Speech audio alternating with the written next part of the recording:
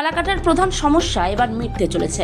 মঙ্গলবার দুপুরে ফালাকাটা পুর ভবনে 4 নম্বর ওয়ার্ড খলিশামারীতে সরকারি 2.7 একর জমি পুরসভাকে হস্তান্তর করা হলো।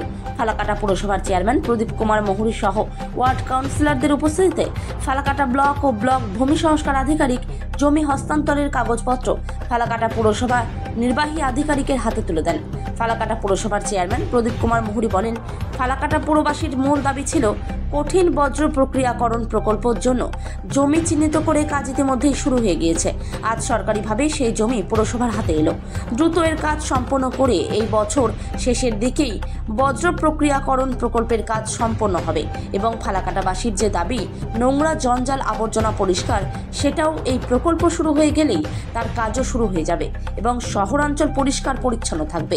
ফালাকাটা পৌরসভা 2022-এর 23শে মার্চ তার যাত্রা শুরু করে।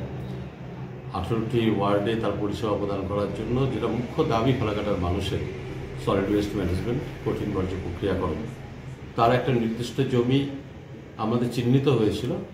আজ ফালাকাটা পৌরসভা বিএলআরও জেলা ভূমি দপ্তরের পক্ষে বিএলআরও ফালাকাটা এবং ফালাকাটা পৌরসভা নির্বাহী আধিকারিক এই জমিটি নির্দিষ্ট 2.7 একর জমি আমাদেরকে হস্তান্তর করেন।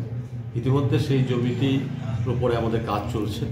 6 মাসের মধ্যে যাতে প্রকল্পের কাজটি শেষ হয় তার জন্য জোর কদমে কাজ করার চেষ্টা চলছে।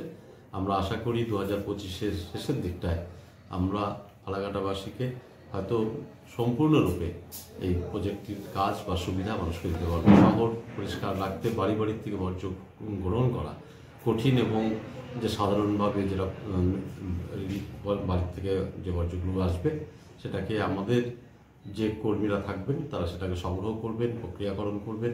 পরিবেশকে ঠিক রাখতে, ফালাকাটাকে সুন্দর রাখতে এই প্রকল্প সহায়ক হবে এই প্রত্যাশা রাখি। পশ্চিমবঙ্গ সরকারকে এবং ভূমি দপ্তরকে আমরা সাধুবাদ জানাই আমাদেরকে এই বিশাল পরিমাণ জমিকে চিহ্নিত করে দেওয়ার জন্য এবং তা হস্তান্তর করার জন্য। আমরা সেখানটায় কাজ শুরু করেছি। আজকে সরকার পক্ষ থেকে ফালাকাটা পৌরসভাকে জমিটি দেওয়া, জমিটি আনুষ্ঠানিকভাবে প্রদান করা হবে। কতটুকু জমি আছে? 2.7 একর 2.7 একর জমি।